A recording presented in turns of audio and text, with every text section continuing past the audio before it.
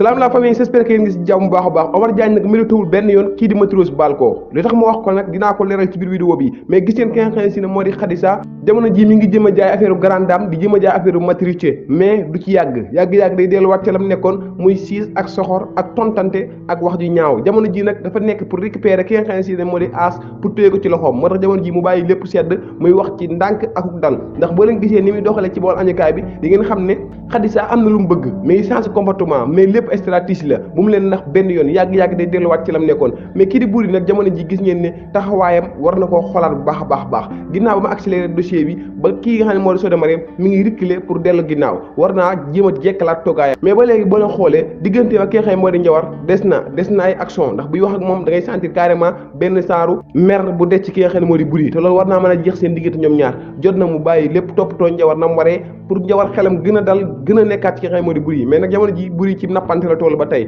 day napp ki nga xam ne moo di Ndiawar Diagne diggante mag Jeya tamit war na koo defaraat parce que ñoom ñaar seen diggante bu yàqoo rek dina am benn écart bu rëy bu am ci famille bi parce que ñoom ñaar ñoo nekk ñi téyee diggante kër As ak kër nga xam ne moo di Ndiawar Diagne ndax Njawar moom mi ngi góorgóorlu ci diggante boobu mais ku ne xam ne ne ginnaaw Njawar Boury rek mooy dox loolu pour mu rafet kon bu xaajale ko kii di Jeya léegi famille bi tàqalikoo day gën a rëy day gën a yaatu mais ki nga xam ne moo di Omar Diagne li tax Matros waru koo baal li mu jëf mooy dafa def affaire cuune dëgg ndax ki nga xam ne moo di Omar teg na stratégie ba agsi fi mu agsi li mu bëgg a xam lépp xam na ko am na loo xam ne si ne wutu na génn ci làmmiñam wutu na taxaw ak ki nga xam ne Matros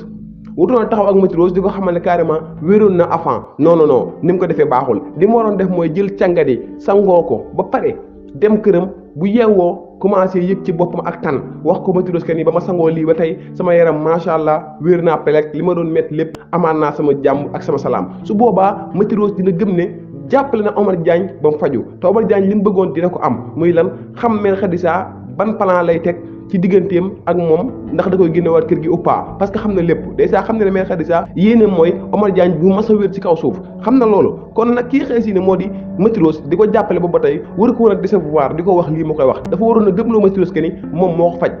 moom moo jox gàllaaj yi tax mu wér tey jii ba mën a nekkaat à 100% su boobaa kii di Matros dina gën a concentré wu ci sëy bi te dina gën a jàppale kii di Omar Diagne mais dafa metti ngay jàppale nit ki fekk ne nit ki dafa doon fen dafa doon mentir ba pare taxaw aussi di la ko wax donte ne Omar bi mu koy def jublu ci woon fenn stratégie la woon mais stratégie boobu la waroon a continuer waroon na leeral ki nga xam ne si ne moo di Matros kani wéroon naa non dafa waroon a gëmloo kenn rek grâce à effort yi nga def wér naa 100% sant naa la gërëm naa la su boobaa sëyam dina neex te dara du yëngu mu mën a jàkkaarloo ak mère Khadija mën a jëlaat li nga xam ne si ne moom la moomal boppam ci biir kër baayam bu boobaa lépp day neex te day jaar yoon loolu nag métti boobu mu teg Matros moo tax Matros bu ko baalutit am na ci raison mais nag na ko baal parce que